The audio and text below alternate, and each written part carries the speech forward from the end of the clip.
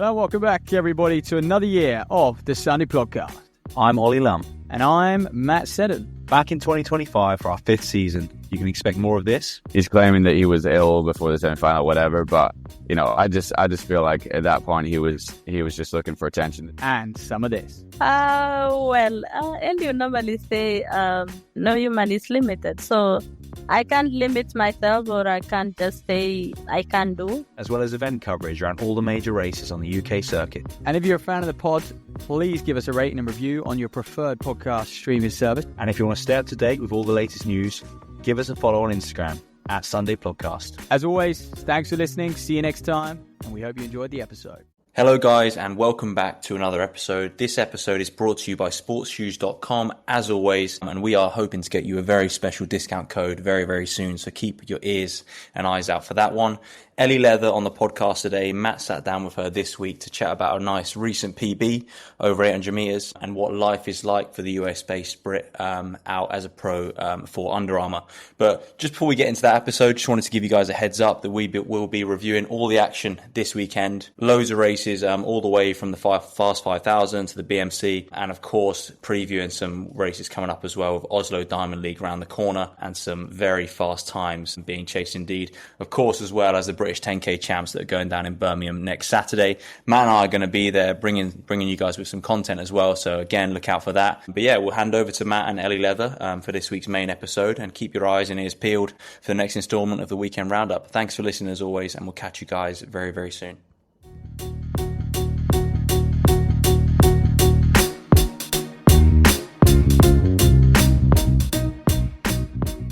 Well, hello and welcome back, everybody. I am joined this week by the fantastic Ellie Leather, 406 1500 meter runner, 202 800 meter runner, nice recent PB for her, and a professional athlete. And is becoming a professional athlete, Ellie, was that always a dream of yours? Yeah, definitely. I think definitely when I started running about 8 or 9 in Bristol, UK, Westbury Harriers. And since then I was like, okay, this is what I don't want to sit in an office job. I want to run. So yeah, for sure. That early on, because not many, I guess, admit or, believe they can be a professional runner that early on. Yeah, I guess I was very fortunate that I had a coach from the age of 8 up to when I went to college, so 17. I had the same coach, and he was very much like, I want you to be successful when you're in your 20s, in your 30s. So it's a very slow progression. So, I made English schools. I did those things, but it was no one knew who I was. It was just kind of I was enjoying it. I was progressing, but progressing very slowly. So I think that I always knew it's what I wanted to do, because, you watch the Olympics and you're like, yeah, that, I want to be up there. But it seemed very, very far away, and honestly seemed very far away until 2 years ago. It was still, I've definitely been a slow progressing athlete, but I think it's gonna hopefully set me up well for a long career. And I've had next to no injuries my whole career. So I think whilst it's been slow, I've noticed the progression, and it's been exciting the last couple of years, making big jumps and seeing okay, now that dream of when I was 10 or something is a little bit more realistic. I think that is definitely a theme of yours from the outside. You just progress so steadily. And I was going to ask, what were the reasons for that? But I guess just consistency and taking it slow, right? Yeah, I think it was just I went to training maybe twice a week, for the most part. It wasn't, and then I was a big swimmer, so I swam a lot. So I was still, which I also think probably set me up pretty well too. Just, you're still staying fit, you're still training a lot. And when you're swimming, you're training a lot. So I think that was a big part of it. And yeah, I think just having a lot of people around me trying to guide me in the right way. If you don't make it when you're, I don't know, run for England when you're 12, it's okay. You can run for Great Britain when you're 28, and then that's what people will remember at that point. So I think it was just a lot of people around me caring for me, and for me making the right decisions. When I went to the US, you can very quickly get dragged into the wrong school, the wrong coach, the wrong place, and just kind of want to go to the big schools. But I think I very much went to smaller schools and chose a coach that I knew would kind of guide that slow progression, and then eventually end up hopefully signing a contract and joining a pro team. So yeah, I think it was just being around the right people, understanding that you have to like just the little things like fueling yourself your whole career, doing strength work, like all this stuff. I just think I'm very fortunate to be surrounded by great coaches and great family that wanted me to be still running in my 30s. So, yeah. That's a good lesson. But how did you hold back? You know, you're someone who, like you said, you acknowledged at the age of 8, 10 years old that you want to go to the Olympic Games. So how were you, you know, even then still just running 2 days a week? How did you hold back from your passion? I mean, I guess when I'm that young, like just going along to Westby Harriers, it just seems like, I don't know, this is fun, sure. I mean, in school, you're like the girl that runs cross country. So it's very much like, oh, that's not a cool thing to do. So it's definitely, I think part of that, it's like, you just kind of have to like keep going. And like, it is I think that it can just be quite hard to like keep going in those moments where you're like, okay, I'm 14, 15, I still haven't really done anything. Like I haven't, you know, I want to go to college in America. I want to do this, I want to do that. But yeah, it is hard to keep going in the moment. But I think that, I don't know, just knowing that running is very much a consistency like based sport. Like I think I just kept telling myself like, okay, when I'm, you know, 26, 27, like the work that I'm doing now and just the years of just running and keep going, that will pay off then. But I think that, you know, when you're young, you don't, you know, I wasn't arguing with my coach. It was just like, okay, come Monday, Thursday. I was like, okay, sure. Like, I'm not gonna argue with that. I was just having some fun and enjoying cross country, enjoying racing. But I think definitely in college and like the year before going to college, so around 16, 17, 18, like those 3 years, I think I found it difficult, like still not seeing like the results I wanted and seeing everyone around me. But now, yeah, I guess it all pays off. But I mean, I guess I've never felt, there was some points in college where I felt like I need to do more, but, you know, I'm glad I kind of didn't listen to that. And because it would have been the easiest thing in the world, probably to train more and do more, like you say, when you look at other results out there. So were you holding yourself back, or was it ever difficult to just keep limiting yourself and kind of sticking to that long-term plan?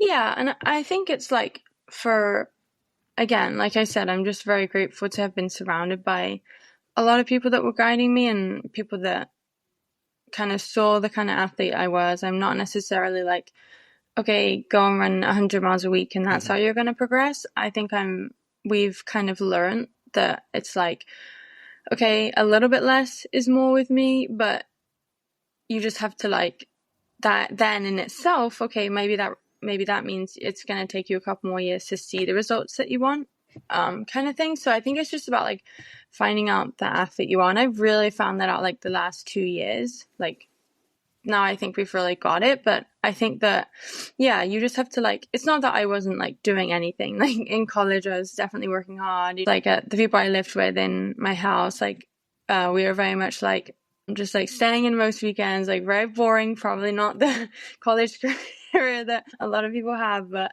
I just think I just kept telling myself like, okay, you're doing all the right things. And like, I had a goal like then COVID hit and I was like, okay, I'm going to stay an extra year in the US. Like, this is my kind of chance. Like I started seeing things in COVID, like, let's do this. And then, yeah, year 5, I think I just found that new, like, just like drive to one, like, okay, this is my last year. Like, can we try to see if I can get a pro deal out here and make this happen? So I think it was just like mixed a little bit of like, okay, I've done all this hard work. Like, I don't want to do it for nothing. Like, let's try to make this last year the best year. And then I end up having the best year of my career. So, and then it set me up for now. So yeah, it was definitely all worth it. And I guess it was a mixture of like coaches telling me like, you know, you're doing so well, you're consistent, you're not injured, you're like, this is going to pay off. And like yourself too. Like, I think I've always told myself in my career that like, it's not successful based on like, if I make 5 teams, if I run 350 something, if I do this, if I do that, like, that's not what's going to make it successful for me. It's going to be like, did I enjoy my career? Did I go to the races I wanted to race at? Did I meet the people I wanted to meet? Yeah. Did I make friends for life kind of thing? Like, that's more of the success that I think I'll base it off of. So I think just having that mindset has just like allowed me to not, fall into holes and kind of like go down the wrong path sometimes. So yeah, I don't know. I'm hoping that it all pays off by the next Olympics, but we'll see. The way you're progressing, you know, it looks good right now. 3 seconds PB in the 800 just a few days ago. I think that's really interesting at college. You know, it sounds like, yeah, you had your head down, you were doing all the right things. Did you ever feel a bit of frustration if someone was sort of faster than you and weren't taking the sport sort of as seriously or doing all those little 1% that you were doing? Yeah, for sure. I think it can get definitely frustrating, and definitely in college is when I started to feel like more frustrated, like that I hadn't got the results that I wanted to. And, you know, you see all the other girls in college doing this, doing that. And yeah, it definitely gets frustrating. But again, I think it's like, I also, you know, would tell myself a lot and kind of just like, I get to do this sport. I get to be in college in America and doing this, and I'm missing out. Like, you do miss out on a lot of things being an athlete. Like, that's just the way it is. But then we get to experience like so many things that, you know, someone that wasn't on a team in college, they would never get to experience. So I think it's just like seeing both sides of it and understanding like, okay, this is frustrating sometimes. Like, I want to go out and do this. I want to do this. I want to do this. But this is, you know, our careers are relatively short in the scheme of things. Like, you know, you're not like running in the Olympics age 60 something. Like, you know, it's like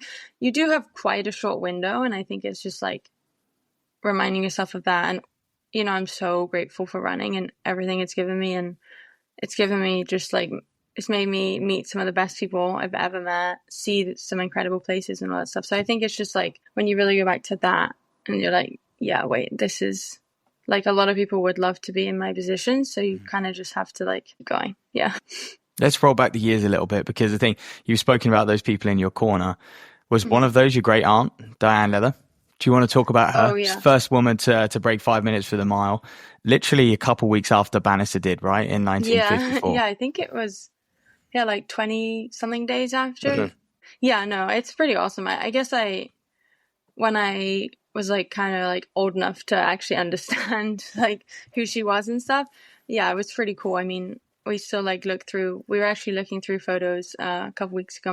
My aunt, my dad's sister, was sending me some photos of like me at, you know, just some weddings that she was at and stuff, all this stuff. I mean, I was obviously way younger than she was at that time, but yeah, it's cool. I think it's just like the more like I was still learning stuff about what she had, like I had no idea she was like cross country champion and all this stuff. And it's like, okay, like you achieved an incredible amount. It just unfortunately was at a time where like, I mean, she wasn't even allowed to compete in the Olympics until the last year of her retirement. So it's just like an unfortunate era for that in that sense. But I mean, it's pretty incredible that like someone in my family, you know, that I've spoke to, that I've seen, all this stuff kind of did that. And so to be like there's a lot of tennis players in my family. My siblings all play tennis. I'm not good at tennis. So I think it's just cool to be like, okay, it's me and Diane in the family running. And yeah, it's pretty cool to like continue that. And I mean, it's crazy that now like we're trying to break 4 in the mile.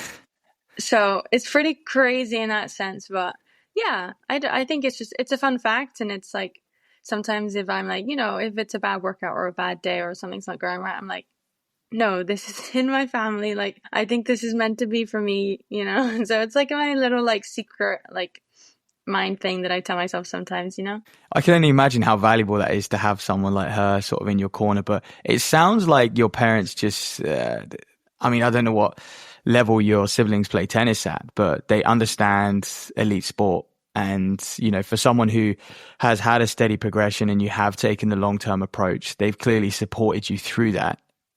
And they haven't put too much kind of pressure on you to deliver at X period. Like when you're 21, they're like, right, come on, where's the results? Otherwise you need to, you know, crack on with life. Yeah, no, I think it's like, well, so my 3 siblings, they all play tennis. My older brother and sister, they played in college too in California. My sister is still currently there. So, and then my little brother is very good too. So they're very at a very high level for their sport also. And I think that my dad went to Florida to play golf when he was my age, and he was at a high level on golf too. So I think it's always like sport's always been in our family for sure, but it's always been like you know, if like dad still tells us today, it's like if you like the minute you're not really enjoying it and it's not fulfilling you, it's not giving you what you want in your life, then you move on and you find something else in your life. Like it's not, you know, for him, like his like our successes, like his kids is going to be again like, did you enjoy it? Did you get out of it what you wanted to get out of it? Great. And you know, there's so much more to life also outside of running, and I think we're just very fortunate with, you know, the friends around me, the family around me. It's like reminding me a lot like that you get to do this, and there's running is a massive part of my life, but it's not my whole life. I have so many other things outside of it. So I think it's just, yeah, very fortunate to be in a very good environment. And yeah, it's never been like, you have to do this, you have to do this. It's always been, I mean, they love coming and watch us race and play tennis and all this stuff. So it's a pretty cool thing for them too. So have you ever had that a period where perhaps you weren't enjoying the sport as much as you always have done, or you want to? Yeah, I think the first year out of college, so 2 years ago or 3 years ago now, was very difficult. I came off like the best year of my career so far in college, and then after that I felt like the first year was super tough. I don't think, like, even if you're like not continuing your running career, if you're just going into a job or moving on to something else in your life, I don't think enough people talk about like how scary that can be, like just being thrown into the real world. And like you're in a bubble in college and university, and I think then you just get thrown out and you're supposed to figure it out. So I think that was definitely the hardest year probably of my life. I had a lot of just different things going on and things outside of running that were just, it was just a lot. And I think I just took that year to like really take a deep breath, and then by the second year I'd kind of like fell into the routine again. But yeah, there's definitely been tough parts for sure. I think that's it. When you leave college, you leave university, you turn pro. Many people think it's going to be better, but actually that sort of support system that you had a lot more people who were sharing the same journey as you that you could relate to, coaches, staff, etc. You're almost lonelier, aren't you, as a pro? Did you feel that? Oh yeah, I would say the first year as a pro was like the hardest year ever. I don't know if anything will actually come close to that, which sounds really dramatic, but it just is. You're like thrown into the pro world, and now you're going up against Olympians, against, you know, I was running 4:10, I think, and you're going up against 350 something runners, and you're supposed to just like figure it out and kind of like throw yourself in there. And that can be really good. Like that can be what pushes you, but it's also like in college when you're racing, you're like the girls are just much closer together in times. I mean, it's progressed so much now since I was there in the last 3 years, but I think you're just like, yeah, it's a massive, massive jump, like more than you probably like think it's going to be. And then, yeah, it's just mentally, it's super hard to kind of like keep going and, you know, figuring out like every part of your life. And you're also just now, I think it was about figuring out like, okay, what does my like whole life look like, if that makes sense? Like now you just have running, and you have like you just have running, like that's your job. So it's like you're trying to balance, okay, this is what I've always wanted to do, but also this is like kind of crazy, like I just get up and run and that's my day done, you know, like and then if that's not going well, it's like it's pretty hard to kind of balance like all those emotions. But I mean, it works out in the end, but at first it's definitely really tough. That was going to be one of my questions. You know, what is something that isn't often spoken about, because everyone does like to play off that being a professional athlete is amazing, which it is, but there are some hard parts to it. And what is the hardest part of being a professional distance runner? I would say probably like I don't want to really use the word sacrificing, but you're kind of like missing out on things that a lot of your non-athlete friends in their 20s are doing. And, you know, that's the part where I talk about like having like things outside of running. I think that's been the biggest thing for me, is making sure I have like, you know, the right people around me, the things I enjoy. So you can still do a lot of things outside of your career that don't hinder your running career, but it's like the things that you probably most want to do, you can't do those until you retire. So I think that's probably the hardest part. And also the traveling and being, you know, I'm based in Colorado for most of the year. So it's like I didn't see my family in college because I went to college in America, and now I'm out there again. So it's like you don't get to speak to your family as much and see them as much. So I think those are probably the two hardest parts, I would say. Yeah, just on the NCAA and your family's relationship with the NCAA, this is quite unique that all of them have gone to college and your dad went there. So I guess growing up, were you much more aware of like NCAA, scholarships to go and compete in the NCAA more than probably the next runner? Oh no, I had no idea that like that was even a thing. And then about 6 months before, I didn't really want to go to school, like university here. Yep. Like I was going to take like a little bit of like a break just to figure out what I wanted to do. Like I wanted to keep running, but wasn't sure what I wanted to study, and just like didn't really know what to do. And then, yeah, just one day Dad was like, well, I went out to Florida, like maybe you could try to go to the US. And I was like, oh, that sounds fun. So I kind of just researched it a little bit. And then, yeah, literally like 6 months later, I was just like on a plane to California. So are you the oldest of your siblings then? And then they sort of all followed you out as well, right? Yeah, I'm the oldest. Yeah, I started school in California and then transferred to Cincinnati, Ohio. So 2 very opposite places in the US, but ended up being the best decisions. And then, yeah, my brother's graduated now too, but yeah, they went out to California and they love it. My brother he's out there right now in California, even though he's graduated. Like, yeah, it's a pretty cool place that they went to school. So, I can imagine that'd be a hard lifestyle to let go of. Yeah. Just quickly then on Fresno and Cincinnati, like two schools, what was the coaching like there and why those schools? So the first one, Fresno State, when I was like kind of a little bit rushed, but like just kind of like figuring out where I wanted to go. I was like, California sounds nice, sure. Like that's because it's such a big place in the US. Like you kind of have to just like pick a state and kind of go for it, especially when you don't know anything. So I was like, okay, California. And then the coach at Fresno State, you're kind of like with an agency, and then coaches can reach out and stuff. And I started talking to the coach at Fresno State, and I really liked like what she was putting at Fresno and kind of liked how it sounded, so gave that a go. And then after 2 years, I felt like all the coaching changed, and there was just a lot of change at Fresno. So I felt like, okay, I've progressed a lot my first year and a half, but I'm still not.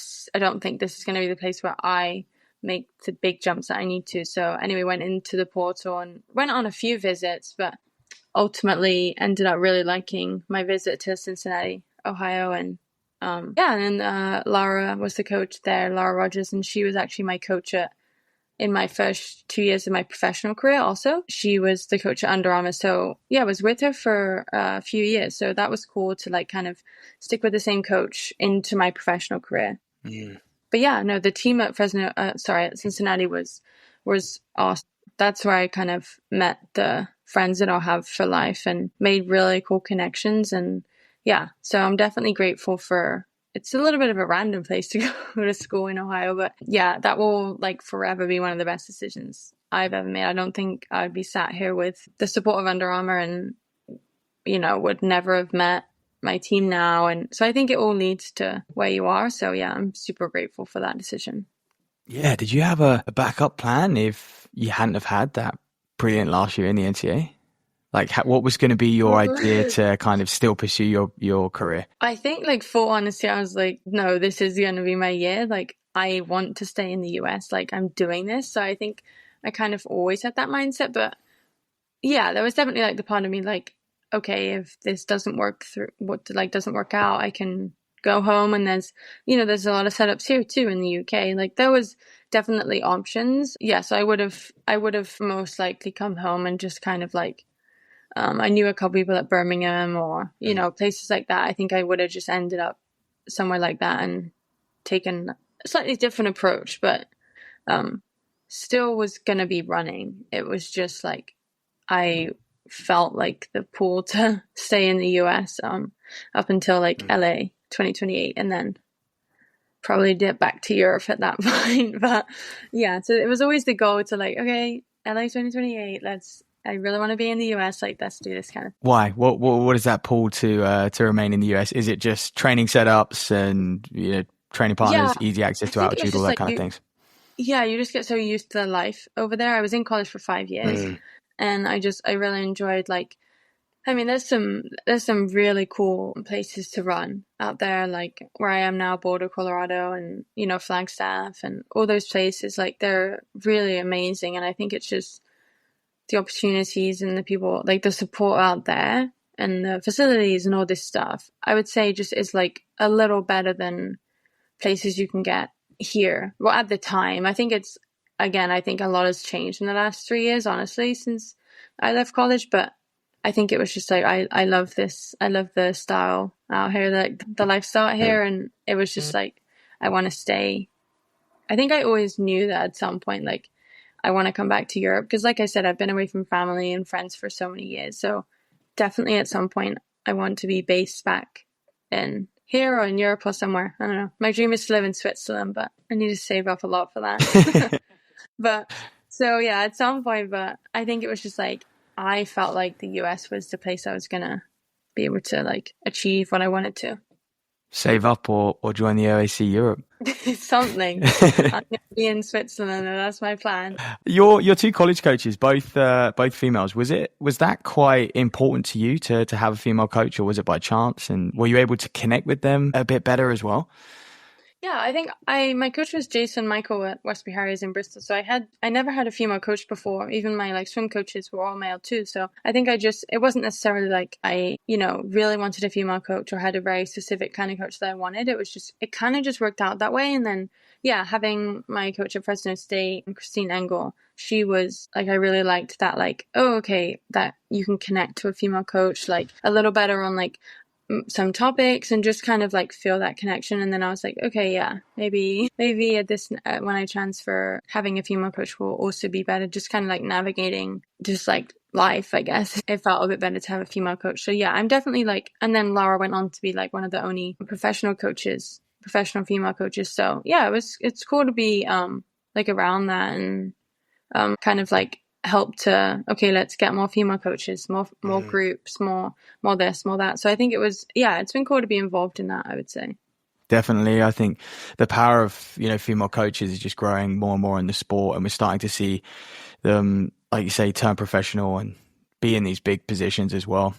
So that's good. So after Lara, then you decided to, because obviously, yeah, you went professional for those first couple of years with Under Armour. You're still with Under Armour now, aren't you?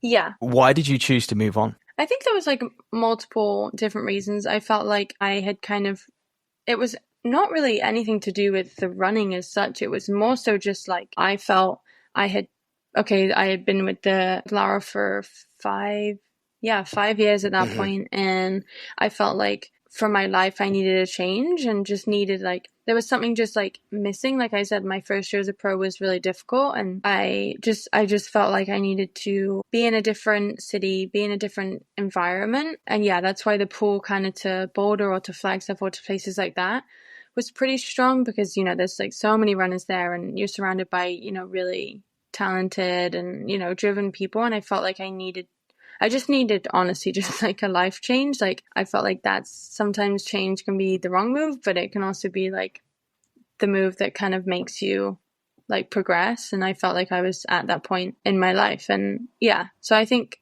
just the development of my career and everything outside of running and all this stuff, I think it was just like, I knew it was time for me to move on. And so yeah, that's really pretty much why, I guess. It's a legitimate reason. You got to be happy, haven't you, outside of your training, outside of your running, and you end up with Team Boss, which is Emma Coburn and Joe Bossard. Did you reach out to them? Did they? How does that whole setup work? Because obviously for a large time it was Emma Coburn's husband, right, just coaching her, and then now they've started to form a bit more of a group over the last few years.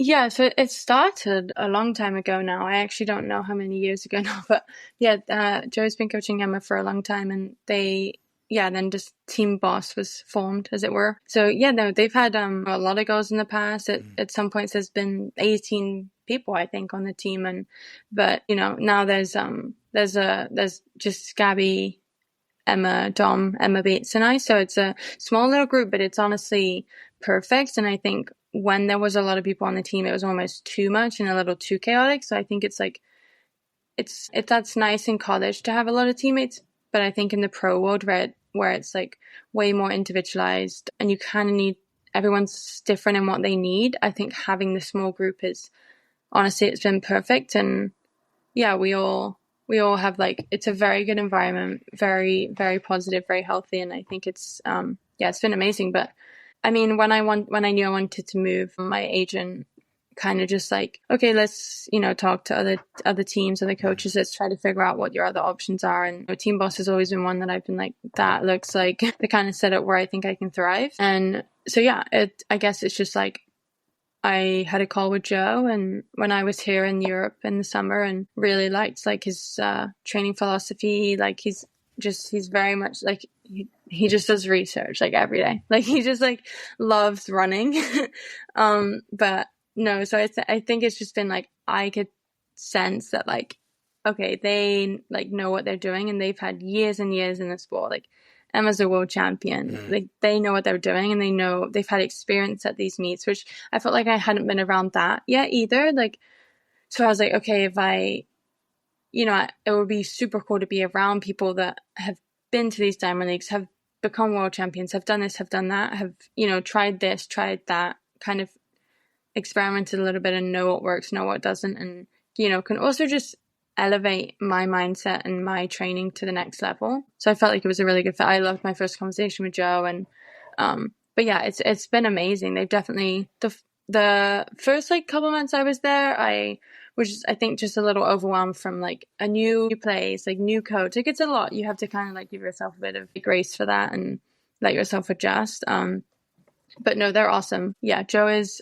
very, very he will tell me all the time, you can do this, like you can be one of the best, kind of things, and like telling me things in the fall that I was like, that's ridiculous, like I'm not running that time, in my head. But it's just like having someone there that's telling you, you can do these things, you can do this. And like coming from him, I think it was, he's seen a lot of runners, he's coached a lot of people, and so I think just hearing that from him, it's like, okay, like maybe I can kind of do this. So yeah, I'm very, very fortunate to be in that group, and yeah, I'm excited just to be with them for, until I retire. And so yeah, I'm excited. Well, I think that's cool. So you talk about LA 2028, you now feel like you are in the right setup to take you to, the best performance in 3 or 4 years time. Yeah, definitely. I think it would be, that would be amazing. And hopefully the year after that, the world champs comes to London. So it's been pretty cool last couple of years. But yeah, I think it's just like, it's definitely gone from, okay, because I had never run a standard or anything until last indoor when I managed to get the world standard. And I was like, that was the first time I was like, oh, okay, like you just need like one result that kind of just like shows you, okay, maybe I can do this. And then this past indoor, even though I wasn't running the times I wanted to or knew I could, then finishing third at indoor, getting that medal, I was like, okay, now I've got my medal. So I've run the time the year before, I've got my medal now. Like I just need to put the two together. So I'm hoping that, this outdoor season goes well and like kind of into the next couple of years. But yeah, it's definitely been like just little moments in the last 2 years.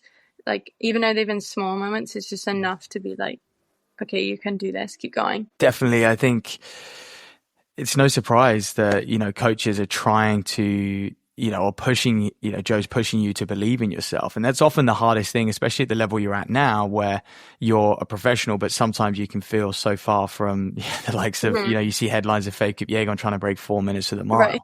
And so is that, again, another challenge of being a pro in your position is just believing that you can actually do what you're setting out to do.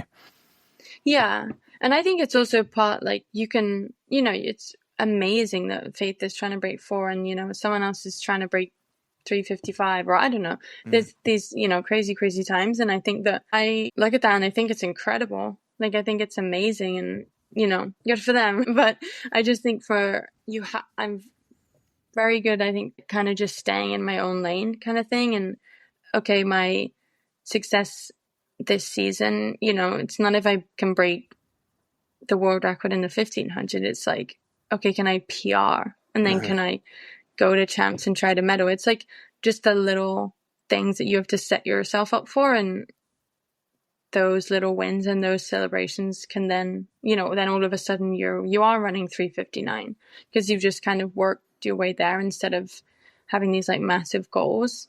So I think that's helped me, but it's also been in like training, and like I said, like Joe's been incredible at kind of like figuring out the athlete I am, and kind of really, really working hard like the last 3 months and trying to kind of build a plan that I feel better with and that works for me. And we've seen like massive improvements mentally, physically, everything. So yeah, I think it's also when you see things in training that you've never done before, or you know, a year ago, if I told myself I'd done that, I would be like, that's crazy, you didn't do that. So I think it's like just little things like that in training. And then you're like, okay, these little progressions in training, maybe now I can go run a second faster or 2 seconds faster kind of thing. So let's talk about training. We've denied the listeners long enough. What does your training look like? And specifically, I guess, what changed from when you were with Lara and now when you've moved to Joe up in Boulder? So what is a typical week looking like for you at the moment? Well, we're on like I don't even know what kind of number schedule you'd call it, but or a 9-day week or some random thing. I don't know. Joe would kill me if he told me I was trying to tell you the exact. He doesn't go by weeks. I'm not allowed to go by weeks. Right. So we do like, so I don't know, say we'll start with a Monday, but it would be like a workout on a Monday, and then we'd have 2 days in between and then another workout. So we do like, or a longer run. So we do like a hard day every 3 days, if that makes sense. Yep. So you have 2 days in between those, and that would be like, just your easy runs. We kind of we tried to up my mileage again in the fall, which I've tried before. And I think just like being at altitude for the first time, I was very tired, kind of just like, I just didn't feel right. So we're just doing less now, which kind of feels like awesome a little bit. It's like, I just ran like a massive PR and I'm barely running any miles. So I think it's just like, that's cool too. It's just like, but we've really figured it out. Like the quality of the sessions are harder, and I do a bit of like elliptical and biking here and there on my easy days. Not currently, just like going into racing season, like the volume has come down, but the volume I was doing in terms of minutes, when you kind of add those, we would do like double days. So we would do some of the workouts we would do would be in the morning. It would be, just like, say it was a day where we did like 6 by mile or something, just like kind of basic like strength stuff. That would be one of our workout days. And then in the evening, we would come back and do, instead of doing a double run workout, I would do like 7 to 10 by 3 minutes on the arc trainer or the bike or something. So we would get 2 big sessions in, but my body was able to handle that a little better at altitude. And then I ended up coming off that kind of like 4 to 5 week block feeling really good. And then we went up to 9,000 feet up at Crested Butte, which is a little ski town. It's tough up there, but it was amazing this time to kind of see like my body handled it so well. I felt so good. And I felt like Joe had, like, a lot of credit to Joe, obviously, he had really figured out, what I need and what will help me progress. And my workouts now have been much better. But our workouts tend to be like, one day will be strength, and then we'll do the next day will kind of be like a harder, like an orange day. We have colors for our days to know when we're supposed to like the push details. a little harder. It's all about the which details. actually has been amazing, because I'm like, okay, it's a yellow day. I know this is not going to be that tough, but it's going to be like, you got to build up. Okay, I'm running the 800, but you got to build up strength too. So it's like the days I don't like, but the days I need, kind of thing. And then we'll do the red days, which are my favorite days. So it's like, we'll do 500s, 400s, like fast, short rest, like jogging rest even, which that kills me at altitude, like the jogging rest. Yep. You definitely, like, you just, forget ever catching your breath. It just doesn't happen. So, but we do a lot of like, just a lot of stuff that I, again, would never have imagined I can do. So it's pretty cool. So it's definitely a unique way of training. It's not like Tuesday workout, Friday workout, Sunday long run. It's, every week is different because you're on that like every third day. But once you really get into that routine and you have it down, then I don't know, I really, really enjoy it. So it's been different, but it's been like taking lactate and all that stuff. Like, I'd never done that before. So I've learned a new skill there. So I'm actually in a minute going to try to take my own lactate at my workout here. No coach, nothing. So I don't know. He's trusting me taking my own lactate. So that's pretty dangerous, but we'll give it a go. And that's how he sets intensities off of the lactate? A little bit. It's like, So like on a yellow day where like for me, it's like I'm just trying to get in a little bit more volume, trying to build up that strength, like to get through the season. It's like, yeah, your lactate, if you're super high, like you've done the day wrong, like you're not going to recover, like you're not going to be ready for the harder days later in the week. So yeah, that's been a big tool that I've enjoyed using. And again, I've really seen, we started kind of really dialing that in after, I would say around like February, March kind of thing. And yeah, I really felt like the strongest I maybe ever had in my 800. So I'm definitely excited about where it's going. And I think the other exciting thing, and what Joe and I talk about it a lot, is like I just did a workout 2 days ago in Boulder, like the first one I'd ever done of my life. And, we changed it a bit and added, another rep, added a jog rest instead of a standing rest. And I think it's just like, I'm still learning things now.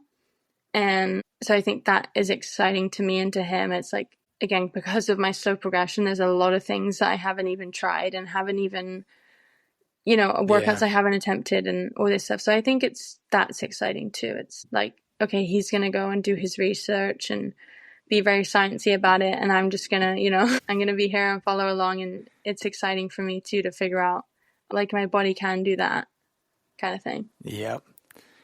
Talk about going up to Crested Butte then at 9,000 feet, because famously, isn't that where Emma Coburn lived like her whole career or her whole life? Was she not born there? Yeah, she was in Boulder for a while and then went up to Crested Butte, and that's where she met Joe. And so, yeah, they've known each other for a long time. But no, yeah, Emma lived up there and trained up there, and that's where she grew up. So she knows that little town, and I mean, it's amazing. It's beautiful. The first time you go, it's like, you think maybe you can like just not even run for like 5 minutes, but it's once you kind of like get the hang of it, and it's an amazing tool. And then we drive down about 20 minutes to Gunnison is the town, and I think that's at like 7,800 feet or something like that, and that feels like sea level. Yeah, just under 8,000. And so it's kind of like, okay, if I can do a workout here, Jesus, yeah. like let's hope when you go back to sea level, it's like, oh well, this is easy, so say. Yeah, it's a cool little kind of tool that, again, I've never even lived at altitude, so all new things. And I'm excited to see, like, okay, if I don't see all the things I want to this year, well, hopefully in 3 years I see those things. So will you train at 9,000 feet? Or you've just been up there for a few times to do like an easy run, or you've stayed up there and you drive down? Yeah, so the house that we stay at is at 9,000 feet. So we sleep there. And then we do some easy runs up there at 9,000 feet. You just got to like, another thing that Joe's really dialed in on is heart rate. And we do a lot of our stuff on heart rate. So now I'm a big like advocate for that. I think that has also, I've seen massive changes in how I feel and stuff. It's like, okay, especially obviously if you're running at 9,000 feet, if you're going to do every easy run at whatever, your heart rate's in zone, I don't know, like you're going to be tired. So it's like, that's been kind of a fun game almost. It's like, it's been weird to run so slow. Like again, in the like 4 weeks leading up to my PR, I don't think I ran a single run under like 8 minute mile average. Like, so it's like you're doing that and you're like, am I getting fit? Like, this is crazy. But then you're crushing workouts and you're still getting the volume and the mileage. And it's just a very unique, different way of training. So I think it, for some people, it just doesn't work, and they need the stuff that they've always done and like the stuff that is more kind of known. But I think, you just kind of have to like, I don't know, just really be excited about it, open about it, and just give it a go. So, but I think coming into the team, I was at quite a unique spot, I guess, like later into my career, but still hadn't experienced a lot and hadn't tried altitude, hadn't tried taking lactate, hadn't tried this, hadn't tried that kind of thing. So I was kind of in a spot where it was like, I was excited for a change. Like I wanted a change. I wanted something way different and just a whole different approach. So that was exactly what I got, basically. No, that's very cool. And then I just want to ask about like that setup. Obviously, you're coached by Joe, and there's a few of you in the group. So the house and stuff, like, do you pay for that? Your agency pays for that? Like, because you're all from different brands as well, right? So Joe is not exclusive to one brand. No, so yeah, that's the group is also unique in that way, in that you can be sponsored by any brand to be on the team. So then in Boulder we're all in like separate houses, like any group. Like you live, Your life. with either with your teammates or by yourself or with your boyfriend, with whoever you want to live with. Like that's who you're living with, kind of deal. But we all live in like similar. I live in the same apartment complex as Gabby, as my teammate. So everyone's kind of around there, but you're all living separate, and you have your own salary with your own brand, so that's on you. And when we go to training camps, we are very fortunate to stay with Emma in her house that she has in Crested Butte, and her dad still lives up in Crested Butte too, and her sister's kids. So there's a lot of support we have up there. And yeah, we're just fortunate that she has that place. It does get rented out a lot, obviously, in ski season, but then that's the time we're not there. So it kind of like works out. But yeah, super, super grateful for that opportunity and to kind of experience like Emma's Crested Butte life a little bit, and it feels very, very much like a home. Like they're super welcoming, and Joe and Emma do a lot for us girls on the team. So yeah, I definitely feel very supported. But what's Emma's role? Is she still running? Emma's still running. She's still competing. She's still crushing it. Yeah, she's amazing. She's still crushing it. She has a little daughter, so. Yeah, I think that's it. I haven't seen her too much, but is she very much athlete still, or does she advise you guys? Is she a little bit of an assistant at any points? She's very much the athlete, and still has, I think, a lot more to give. And she, she's not stopping anytime soon. She wants to compete this year and next year, and she's crushing it.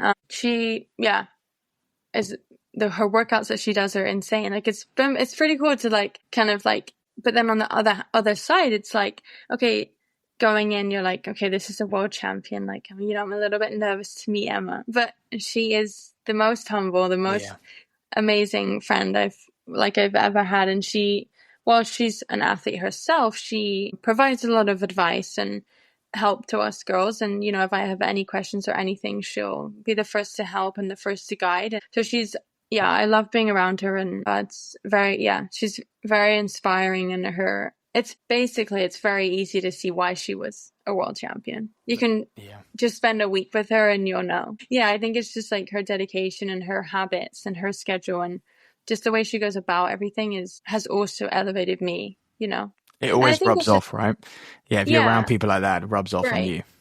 And I think it's also just, okay, she's super dedicated, does all the little things, all that stuff, but she's also just Emma. Like she's just, she's human like the rest of us, and goes through really tough patches, goes through all these emotions, and like, has life too. So I think it's just kind of saying that these athletes at the top, they are just like you. They're just working hard every day and going through ups and downs just like you are. So, that's also been really cool to see, like, okay, they're not doing anything like insanely crazy or things you don't know about, like things in training that you've never heard of, kind of thing. So it's just like, okay, I've seen this, and so that gives you motivation too. I think, there's definitely a trust that what you're doing definitely works because you've seen the success of that program before as well. So let's, as we finish up then, let's talk about your race schedule. You're back in the UK now. You talk about doing solo workouts. So that's going to be fun for you. But you have got a few races lined up across Europe. And so how's the rest of the summer look? Yeah, it's looking exciting, honestly. June is kind of like a little season in itself here in Europe. So I'll go to Finland coming up. Going to continue living my 800 dreams. Going to race another 800. So that's fun. And then I'll go to Portugal to run a 1500. And then I am actually going to meet Gabby and Joe in Paris. Gabby has the Diamond League in Paris. Watch out for Gabby this season. She's going to go for that American record in the steeplechase. So I'm super excited for her in that. So I'll meet her in Paris with Joe and watch Gabby in the Diamond League. And then 2 days later, I have my own 1500 just outside of Paris. So it's kind of fun to kind of meet everyone up again in Europe. And so that's like a little European schedule. And then in July, I'll go back to Boulder, do like 2 to 3 weeks of training again, just kind of reset. And then I'll come back in August and back for trials and kind of go from there. But yeah, I'm hoping to just June is, okay, let's get some consistent racing. Can we PR in the 1500? Like, all this, it's been pretty difficult to get into some meets. That's also been in development in the last 3 years. It's now super difficult to get into anything, especially coming off an Olympic year. If you're not, one of the names in the Olympics, it's pretty hard to get in anything. So that's been difficult. But again, I'm just, with the opportunities I have, I'll do what I have with the opportunity and try to kind of progress from there. And hopefully if I keep progressing, then more opportunities open up, kind of thing. So yeah, it's a cool schedule. Maybe getting a BMC at some point, but we'll see. Yeah, that would be good. Is there a temptation to do the steeple at any point? Obviously, Joe being a steepler, Emma, Gabby, it's you'd have a good setup people for ask it. that, but no, definitely not. No. So I've never even discussed it with Joe, but he knows that. He knows it's off limits. Never going to happen. Yeah. I love the 800. Like, that is my secret, dream. But I think that, the 8 and the 15 is what I want to compete in. And, until that starts going seriously downhill, then maybe I would be like, okay, I'm going to try something else. But for now, I really enjoy those events. And I think they're obviously it's biased, but I think they're two of the most exciting events on the track. So I think that, I want to be part of that. And do you think, looking at this year, is it a goal to qualify for the Worlds? Is it a possibility? Definitely. It's definitely a goal for sure. I guess it's always, I'm yet to make a team, not even a junior team. Like, I've never made a team. So that's always a goal. But, it's tough in Great Britain, especially in the women's 1500. It's not easy. You got to beat some big names. So, and then you've also got to run the standard, kind of the ranking stuff in Great Britain is a little bit tricky. So it's just, running the standard is plan A. So this year British Athletics has 2, like the A and B standards. So I guess, plan A is just try to at least get the B standard and then kind of go from there. But no, it's definitely a goal. And I think getting a medal indoor, there were some big names that weren't there, granted, but I think just getting that medal and saying okay, I can stay with them that last 300-400 meters and kind of believing in that. I think it's a little bit like a lot of times I go into champs and you're just kind of okay, I'm going to finish 6th kind of thing. So it's the 5 big names up the front and then it's the rest of us kind of deal. So I'm just excited to kind of be in the mix of that. And there's a lot of other girls up and coming that I think can also be in the mix of that top 5. So I think it's just about us kind of inserting ourselves into that mix and not being afraid to be up the front of that race. Yeah, 100%. Well, Ellie, it's been a pleasure. It's been a great podcast. So thank you very much for coming on and wish you the best of luck this summer. Thank you so much. I really appreciate it.